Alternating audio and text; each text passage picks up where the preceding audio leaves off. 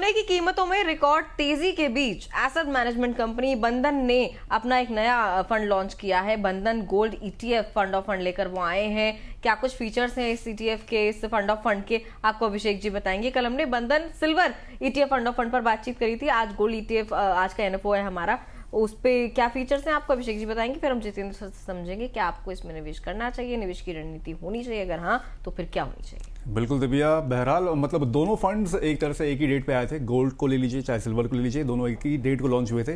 लेकिन ये साफ है कि गोल्ड और सिल्वर की तेजी का जो है यहाँ पर फायदा उठाते हुए जो म्यूचुअल फंड हाउसेस हैं वो धीमे धीमे करके नए नए ईटीएफ और नए नए फंड ऑफ फंड्स गोल्ड और सिल्वर को लेकर यहाँ पर जारी करें। बंधन का है gold ETF fund of fund, जैसे कि आप नाम स्क्रीन पर देख सकते हैं। और सिंपल डोमेस्टिक गोल्ड प्राइसेस इसका बेंचमार्क होगा, यानी कि जो प्राइसेस होंगे उसी को यहाँ पर एक तरह से ट्रैक करते हुए इसमें निवेश किया जाएगा। सब्सक्रिप्शन इसका 12 से 20 जनवरी के बीच खुला हुआ है। अलॉटमेंट इसका 23 जनवरी को आपको मिल जाएगा। मिनिमम निवेश इसमें 100 रुपए की एसआईपी और 1000 रुपए का आप इसमें लमसम कर सकते हैं। एग्जिट लोड निल है, कभी भी रिडीम करिए, कभी भी विड्रॉ करिए, कोई भी एग्जिट लोड यहाँ पर नहीं देना है। और जो इसके फंड मैनेजर हैं अभिषेक जैन है, जो कि बंधन के सिल्वर ईटीएफ को भी मैनेज करें, जो कि हम लोगों ने कल चर्चा जिसकी की थी। सर, सोने की कीमतों में रिकॉर्ड तेजी के बीच बंधन gold ETF fund of funds launch हुआ है। सर, इसके पीछे क्या रणनीति लग रही है आपको कि जो फंड हाउस है वो किस लिए इसको लेकर आया हुआ है और क्या इसकी फंक्शनलिटी रहेगी? देखिए, रणनीति तो यही है कि इन्वेस्टर्स का इंटरेस्ट जब गोल्ड की तरफ इतना हैवी है और हम रिकॉर्ड इनफ्लोज देख रहे हैं गोल्ड ईटीएफ में, तो बहुत सारे इन्वेस्टर्स हैं जो एक्सपोजर लेना चाहते हैं लेकिन ईटीएफ के माध्यम से नहीं इन्वेस्ट करना चाहते या नहीं ले सकते एक्सपोजर। बहुत सारे इन्वेस्टर्स हैं जो मंथली बेसिस पे निवेश करना चाहेंगे, तो उन इन्वेस्टर्स के लिए बंधन ने भी अपना एक gold ETF fund of fund निकाला है जो शायद इनकी बास्केट में नहीं था। और आज की डेट में अगर हम बात करें तो गोल्ड से रिलेटेड फंड हर एएमसी अपने बास्केट में चाहती है, चाहे वो ईटीएफ हो चाहे वो फंड ऑफ फंड कैटेगरी हो। तो मुझे लगता है कि बंधन ने जो है अपना वो बास्केट कमोडिटी का जो है वो पूरा करने की कोशिश की है यहाँ पे। ठीक है सर। वैसे सोने को देखें हम, रिकॉर्ड स्तर पर चल रहे हैं, प्राइसेस रोजाना लगभग ऑल टाइम हाई बन जाता है। सर, ऐसे में ETF fund of fund gold का उसमें निवेश करने का सही मौका है या फिर अभी क्या करें मतलब निवेशक? देखिए, मेरा व्यू यही है कि पहली बात गोल्ड आपका एसेट एलोकेशन का हिस्सा होना चाहिए। दूसरा, अगर लॉन्ग टर्म इन्वेस्टर हैं तो आप जरूर निवेश की रणनीति लगा सकते हैं। आज भी गोल्ड में जो है आप निवेश शुरू कर सकते हैं। हाँ, अगर आपका नजरिया शॉर्ट टर्म है, मान लीजिए 3 साल है या 5 साल है, तो फिर आपको सोचने की जरूरत पड़ेगी कि क्या वाकई इस लेवल पे मुझे निवेश करना चाहिए या नहीं।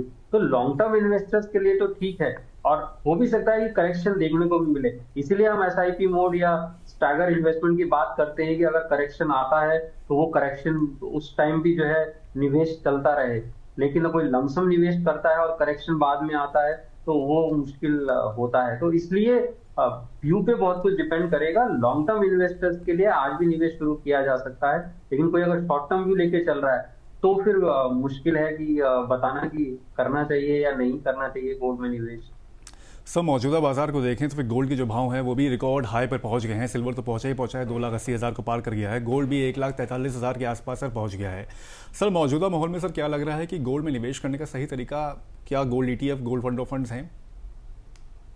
देखिए, मुझे लगता है कि अब गोल्ड ईटीएफ और गोल्ड फंड ऑफ फंड दोनों अगर अपने आप में देखें म्यूचुअल फंड, तो लो कॉस्ट ऑप्शन है गोल्ड में निवेश करने का। इसके अलावा जो कोई भी ऑप्शन लेते हैं, खासकर फिजिकल गोल्ड लेते हैं या दूसरे ऑप्शन लेते हैं, उसमें पहली बात आपको ज्यादा पैसों की जरूरत पड़ती है, और दूसरी बात उनके अपने जो चार्जेस हैं, कॉस्ट है, वो थोड़ा हाई चले जाते हैं।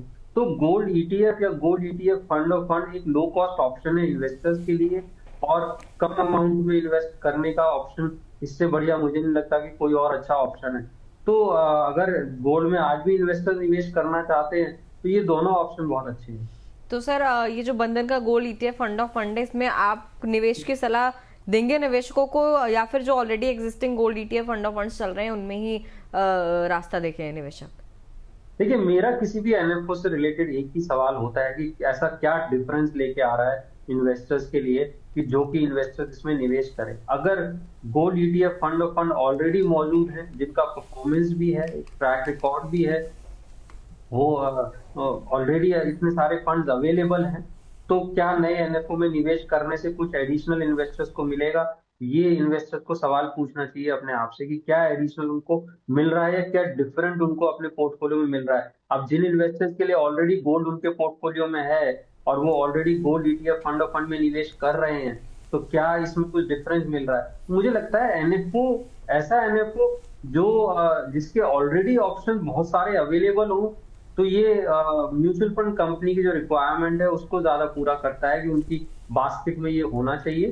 बट फ्रॉम इन्वेस्टर पर्सपेक्टिव उनके पास ऑलरेडी फंड्स अवेलेबल हैं जिनका वो एनालाइज कर सकते हैं और निवेश शुरू कर सकते हैं।